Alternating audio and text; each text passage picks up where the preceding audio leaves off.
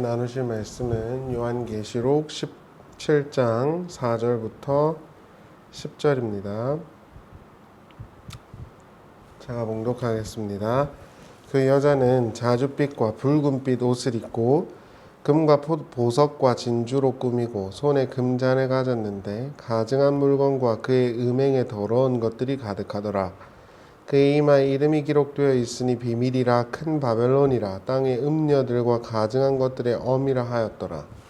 또 내가 보매 이 여자가 성도들의 피와 예수의 증인들의 피에 취한지라.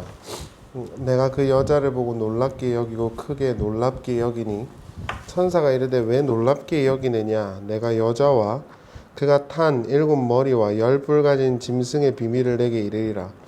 내가 본 짐승은 전에 있었다가 지금은 없으나 장차 무저갱으로부터 올라와 멸망으로 들어갈 자니 땅에 사는 자들로서 창세 이후로 그 이름이 생명책에 기록되지 못한 자들이 이전에 있었다가 지금은 없으나 장차 나올 짐승을 보고 놀랍게 여기리라. 아멘.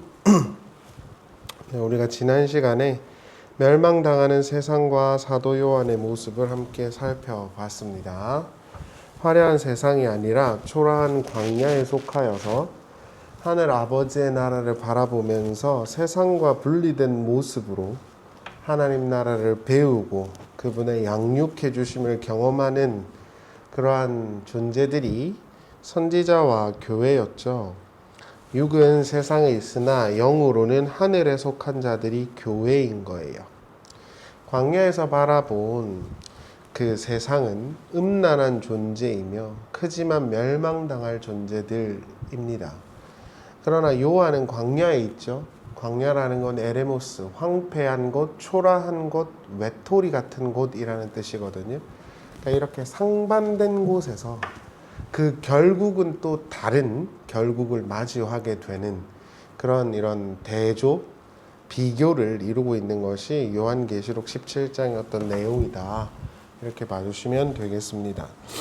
광야에서 요한이 세상을 바라볼 때 그 세상은 어떠했느냐 이렇게 서술이 되고 있죠. 4절을 보면 그 여자는 자줏빛과 붉은빛 옷을 입고 금과 보석과 진주로 꾸미고 이렇게 나옵니다. 먼저 자주 붉은색 옷을 입고 금과 보석과 진주로 꾸미고 있다. 화려하고 돈적이고 무역적인 어떤 것을 통해서 부를 자랑하는 어떤 형태의 모습을 보여주고 있는 거예요. 그 뒤에 보시면 손에 금잔을 가졌는데 가증한 물건과 그 음행에 더러운 것들이 가득하더라 이렇게 나오죠. 그러니까 이러한 표현들이 쪼라라라락 나와요. 그 여자는 세상을 말하거든요. 그러니까 세상이라는 건 이렇게 돈과 부와 힘과 자신들의 어떤 명예와 이런 것들을 계속 뽐내고 있어요. 그러나 요한은 광야 같은 곳에서 초라하게 지금 멀리서 그러한 존재들을 보고 있죠. 그러니까 후술하겠지만 요한의 입장에서 보면 그게 어때 보이겠어요? 굉장히 놀랍게 보여지겠죠. 여러 가지의 놀라움이 내포되어 있어요. 그런데 여기 17장 4절에서 그 여자라고 명명된 건 18장에서도 그대로 등장을 하거든요. 18장 16절을 보겠습니다. 이르되 화이또다 큰 성이여 세마포 옷과 자주옷과 붉은 옷을 입고 금과 보석과 진주로 꾸민 것인데 그러한 부가 한 시간에 망하였도다 이렇게 나오죠. 여기서 등장한 큰 성은 바벨론이에요. 17장에서 등장했던 그 여자 음녀라고 소위 이제 불리는 그것과 또 다른 상징적 표현이 큰 성 바벨론입니다.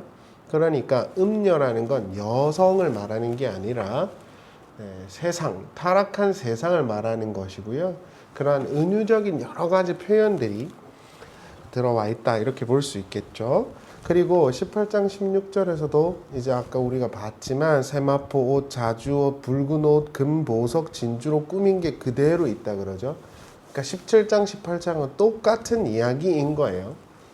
그리고 17장, 18장의 그 대상을 은유적으로 그 여자, 큰 성이라고 말을 했지만 그건 결국 하나님을 떠나 있는 인간 세상을 규정하는 것이기도 하고요. 17절에 보시면 그러한 부가 한 시간에 망했다 그러죠. 그러니까 결국 세상이라는 건 돈과 부를 자랑하는 존재들임을, 그리고 화려함과 자기의 쾌락과 자기의 유익만을 위해서 살아가는 존재들임을 보여주고 있는 거예요. 헬라 원문 그대로 직역하면 엄청나게 풍부했다 이런 뜻이에요. 그들의 화려함과 풍성함이 하루아침에 멸망했다 이렇게 요한계시록 18장에서 말을 하고 있죠. 17절에 그 헬라어 대목을 보면은 호티 헤이스 호라 에레모 이렇게 되는데 한순간에 황폐해졌다 이런 뜻이에요. 에레모, 이게 굉장히 에레모스랑 비슷하죠. 어근 느낌이. 에레모라는 것은 부정과거 시제로서 황폐하게 됐다라는 뜻인데 이미 결정된 것을 나타낼 때 쓰는 표현이에요. 그러니까 이러한 구조들을 좀 정리를 하면 이 세상은 돈과 명예와 자신의 힘을 마구마구 자랑합니다. 그리고 그것으로 사람들에게 너희들도 나처럼 돼를 뽐내는 게 세상이에요. 나처럼 살면 너무 행복할 것 같지 않니? 너무 재밌지 않니? 나처럼 돈을 많이 모으면 너무 행복할 것 같지 않니? 라고 사람들에게 막 선전을 해요. 그런데 그 속을 들여다보니까 완전히 황폐하게 되는, 멸망케 되는 존재가 세상인 것입니다. 그러니까 우리가 겉으로 봤을 때 얼마나 세상이 화려합니까? 그러나 그 이면을 보면 얼마나 많은 이들이 괴로워하고 죽어가고 있습니까? 그러니까 제가 얼마 전에 제 친구도 만나고 했지만 이 아래의 세상을 살면서 대부분은 화려해 보이고 다 겉은 번드르르해 보이지만 그 속은 죽지 못해 사는 사람들이 대부분이잖아요. 그러니까 그러한 어떤 성질, 네이처를 가지고 있는 게 세상이라는 걸 계시록이 그대로 보여주고 있는 거예요. 다시 본문으로 돌아가면 부를 자랑하는 바벨론은 그 손에 금잔을 가졌다 그래요. 그리고 그 안에 가증한 물건과 그 음행에 더러운 것이 가득했다 그러는데 이건 예레미야에서도 그대로 등장하는 거예요. 51장 7절을 보세요. 바벨론은 여호와의 손에 잡혀 있어 온 세계가 취하게 하는 금잔이라 문 민족이 그 포도주를 마심으로 미쳤도다 이렇게 나오죠. 여기서 가증한 물건과 음행에 더러운 것이란 표현은 대부분 다 우상 숭배와 관련돼 있다라고 볼 수 있어요. 몇 가지 사례들이 있지만 대표적인 한 구절만 소개해 드리겠습니다. 신명기 29장 17절을 보세요. 우리가 애굽 땅에서 살았던 것과 너희가 여러 나라를 통과한 것을 너희가 알며 너희가 또 그들 중에 있는 가증한 것과 목석과 은금의 우상을 보았느니라 이렇게 나오죠. 그러니까 결국 이 세상은 자신의 돈과 명예와 힘을 자랑하면서 너네도 나처럼 돼 라고 말하는 거예요. 그리고 그러한 어떤 부의 어떤 표현, 부에 대한 갈망적 표현이 뭐냐면 결국 우상숭배인 거예요. 한 남편과 한 아내가 한 몸을 이루어 살아야 하는 것이죠. 그게 하나님께서 창세 때부터 정하신 규칙이에요. 그런데 다른 존재가 들어와서 한 몸인 부부를 갈라놓고 깨지게 하는 거예요. 그래서 남자든 여자든 그 다른 존재에 의해서 그 부부 관계를 깨버리면 그 행위 자체를 음행이라 그러죠. 그리고 그 부부 관계를 깨도록 만든 그 존재는 음란한 자가 되는 거예요. 이걸 그대로 비유적으로 이제 풀어서 우리가 보면 피조 세계는 하나님만을 사랑하게 돼 있고 하나님은 피조 세계와 한 몸으로 연합되어 있었어요. 피조 세계는 하나님이 아닌 다른 것을 사랑하거나 의존할 수 없어요. 그런데 그러한 하나님과 피조 세계의 관계를 틀어놓는, 파괴시키는 존재가 등장한 거예요. 그리고 그를 따라서 하나님이 아닌 그 사람의 손을 잡고 따라가는 거예요. 온 세상이 손을 잡고 쭈루루루루. 그게 음행이고 음란한 자인 거예요. 그게 바로 세상과 세상에서 팔고 있는 가치들이라고 우리가 명시할 수 있겠죠. 따라서 하나님과 한 몸이어야 했던 이 피조 세계가 세상 그리고 그 세상적 존재들에 의해서 하나님과 단절된 채로 자기만의 길을 가고 있는 거예요. 그렇게 사는 존재 자체들이 그냥 음행인 거예요. 그리고 그걸 우상 숭배라고 말을 하는 거고요. 그 세상의 대표적인 표현이 바벨론이에요. 그래서 그 바벨론은 음란하다, 음녀야 또는 음란한 존재야 라고 묘사를 하는 거예요. 17장 5절을 보세요. 그의 이마에 이름이 기록되어 있으니 비밀이라 큰 바벨론이라 땅의 음녀들과 가증한 것들이 엄이라 하였더라 이렇게 나오죠. 여기서 비밀, 큰 바벨론이라는 표현은 다니엘의 예언을 떠올리게 해요. 바벨론의 왕 느부갓네살이 자신의 교만과 힘을 자랑하고 거들먹거릴 때, 아까 세상의 네이처라 그랬잖아요. 그때 하나님께서 그의 나라가 멸망할 거라고 예언을 했습니다. 그리고 그 예언은 감추어진 일이었어요. 그래서 느부갓네살이 꿈을 하나 꾸는데 자기 나라가 멸망하는 꿈을 꾸거든요. 그래서 바벨론 땅에 있는 모든 지혜자와 박수와 무당들을 다 데리고 와서 이 꿈을 해몽해 보라 그래요. 아무도 못합니다. 비밀로 감춰져 있는 거예요. 근데 하나님께서 지혜의 영을 주신 다니엘은 그걸 딱 캐치하죠. 그러한 구도가 여기에 등장하는 거예요. 무스테리온, 비밀이야. 이렇게. 이 아래의 세상이 화려하지만 결국 멸망하게 될 것이라는 건 세상 사람들에게는 감추어진 일, 무스테리온으로 주어졌어요. 그래서 바벨론의 많은 박수와 무당들이 그걸 몰랐던 거예요. 하나님과 피조 세계를 분리시킨 이 멸망으로 들어갈 음녀 바벨론이라는 존재의 결국은 감추어진 것과 같아요. 그래서 많은 사람들이 거기 들어가는 거예요. 하나님에게로 돌아가서 하나님이라는 성읍으로 들어가는 게 아니라 세상의 가치와 세상의 모든 것에 자기 영혼을 갈아 넣는 거라고요. 이 아래의 세상은 하나님을 떠나 자신들끼리 평화와 행복을 합의합니다. 그리고 마치 그게 영원한 것처럼 믿고 살아가죠. 그러나 그 합의가 실제적인 행복과 평안으로 이어지지 않는다는 것은 누구나 다 아는 일이에요. 그 사실에 대해 동의하고 깨닫고 있는 사람들은 또 별로 없어요.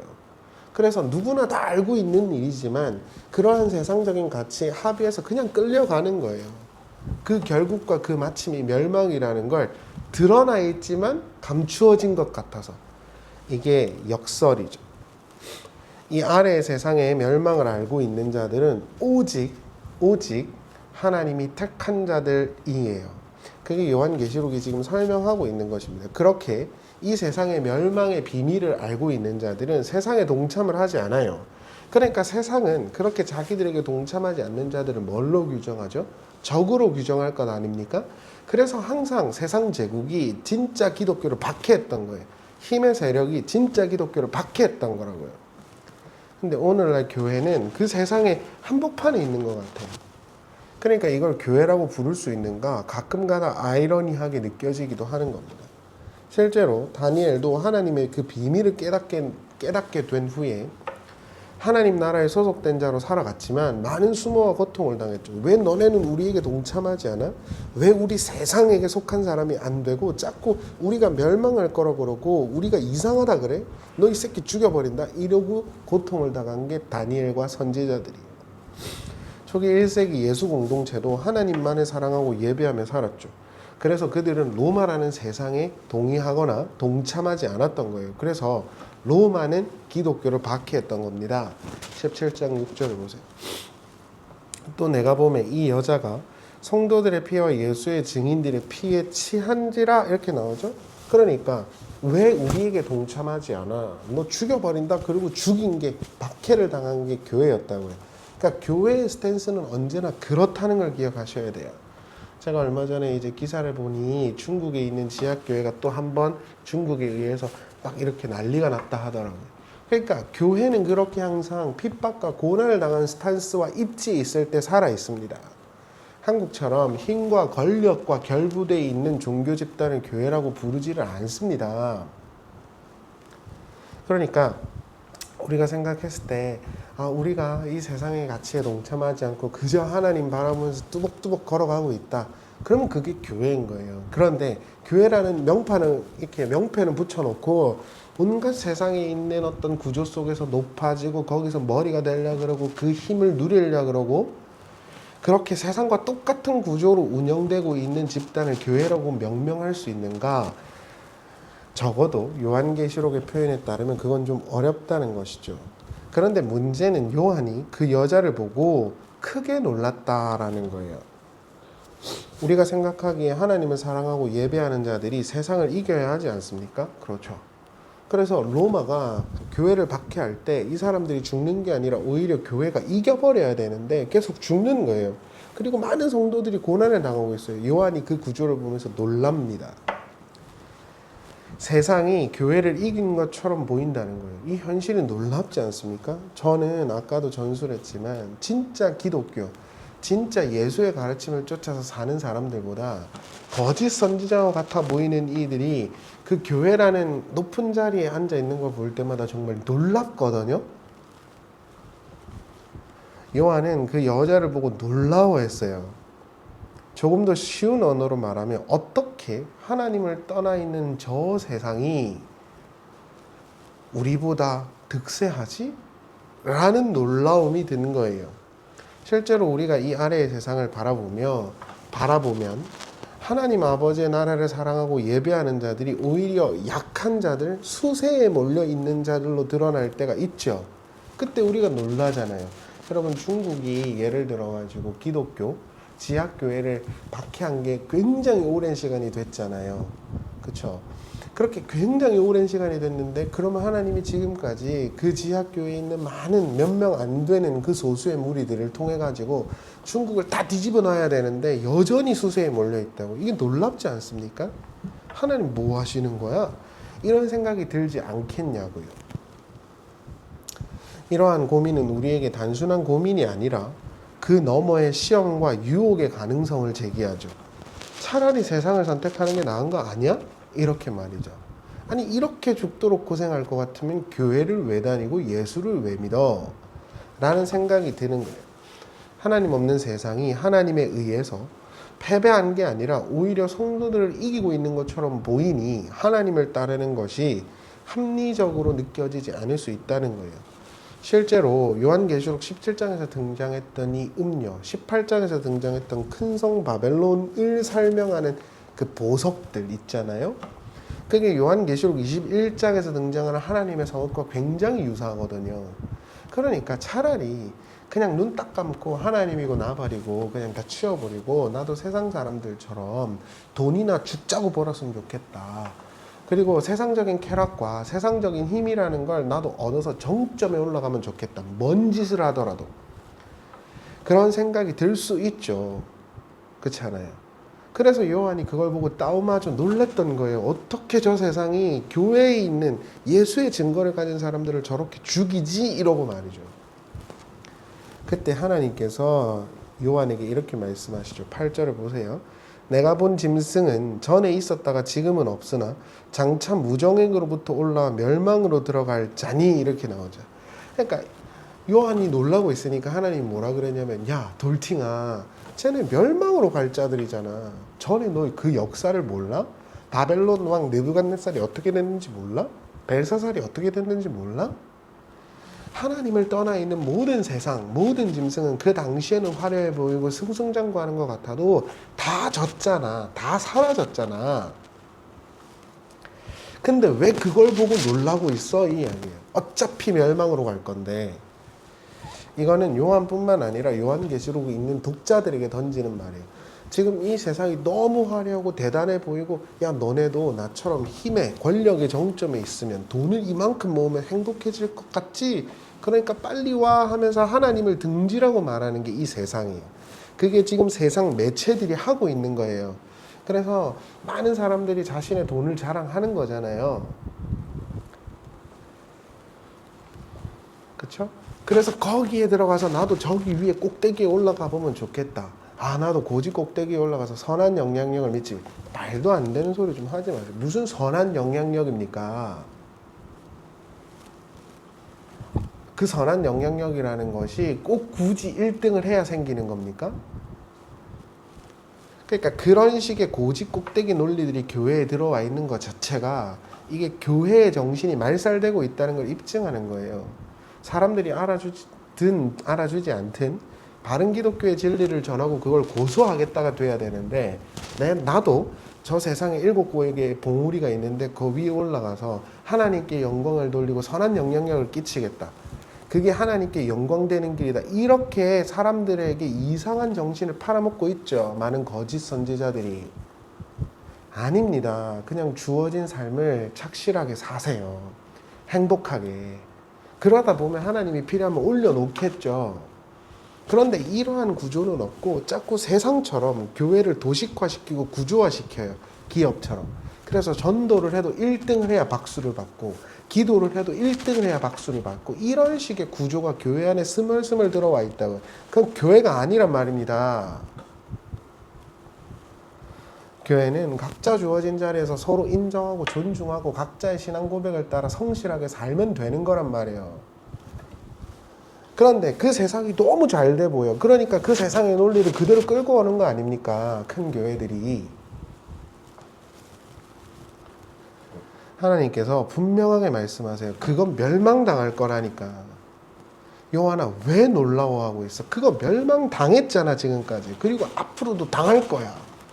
그러니까 너는 초라해 보이지만 지금은 그 광야에서 하나님이 보여주시는 걸 보고 하나님이 들려주시는 걸 들으면서 살면 돼. 이렇게 말씀하시는 것이고, 결국 요한계시록의 독자들에게 하나님이 그걸 전달하려 한다는 걸 우리가 조금 생각해 봐야 하는 것입니다. 그런데 그렇게 살 수 있는 자들이 누구밖에 없대요. 뒤에 보시면 땅에 사는 자들로서 창세 이후에 그 이름이 생명책에 기록되지 못한 자들이 이렇게 나오죠. 영으로 바꾸면 되잖아요. 생명책에 이름이 기록 안 된다면 다 쫓아간다. 그럼 생명책에 이름이 기록된 자들만 안 쫓아가는 것이죠.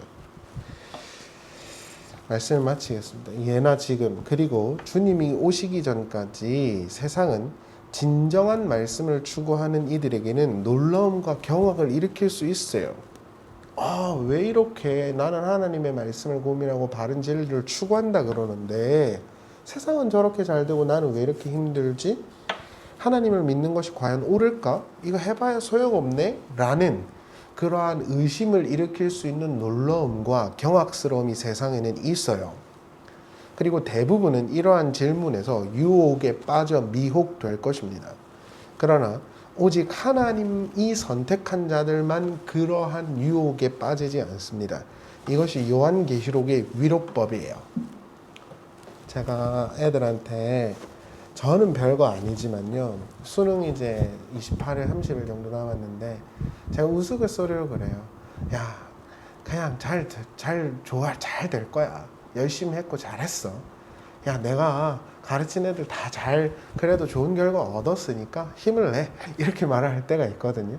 뭐 실제로 그렇든 안 그렇든 그런 것들을 애들한테 말을 해주죠. 그럼 애들이 좀 위로를 얻죠. 그러니까 위로법이 여러 가지가 있잖아요. 괜찮아, 잘할 거야 이럴 수도 있고, 야, 너 내가 가르치는 애인데 당연히 잘 될 거야 이렇게 가르치는 강사들도 있고 이렇잖아요. 그러니까 요한계시록의 위로는 이거예요. 야, 너네 되게 지금 힘들고 어렵고 세상이 너네 이기는 것 같지만 괜찮아. 내가 택했으니까 너 그거 할 수 있는 거라니까. 지금 그 이야기를 하고 있는 거야. 넌 특별한 존재라니까.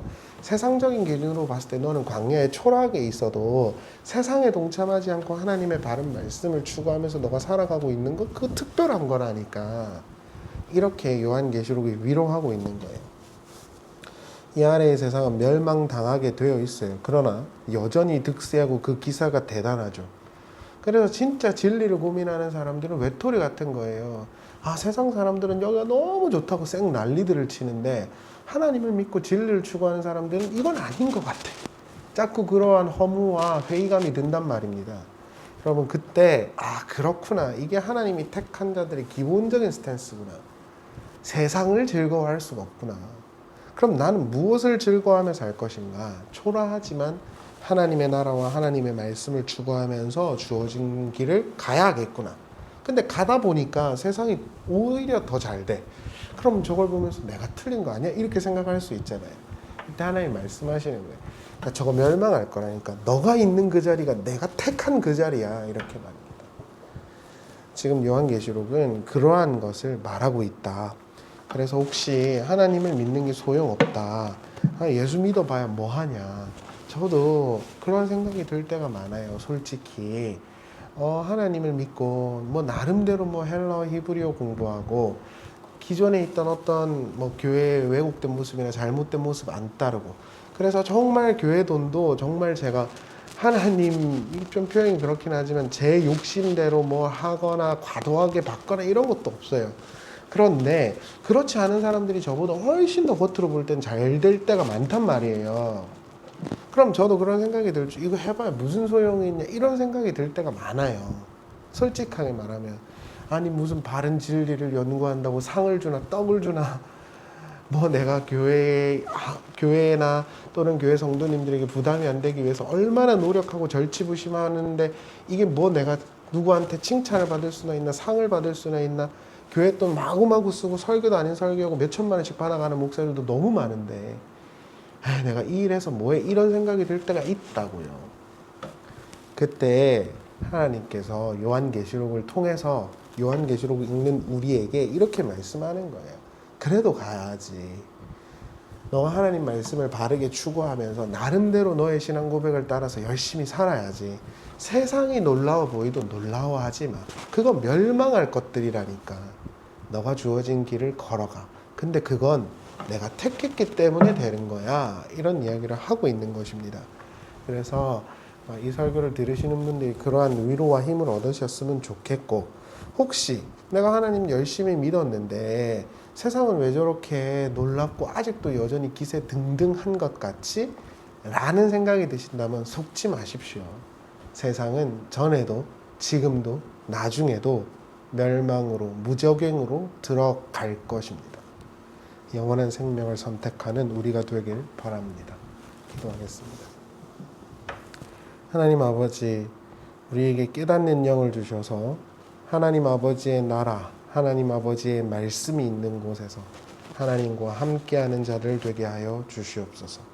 세상의 화려함에 놀랐지만 그 세상은 멸망당할 것이라는 것이 하나님의 예언이었던 것을 꼭 기억하게 해주시고, 멸망당할 바벨론이 아니라 영원한 하나님의 도성으로 향하는 우리가 되게 하여 주시옵소서. 예수님의 이름으로 기도합니다. 아멘.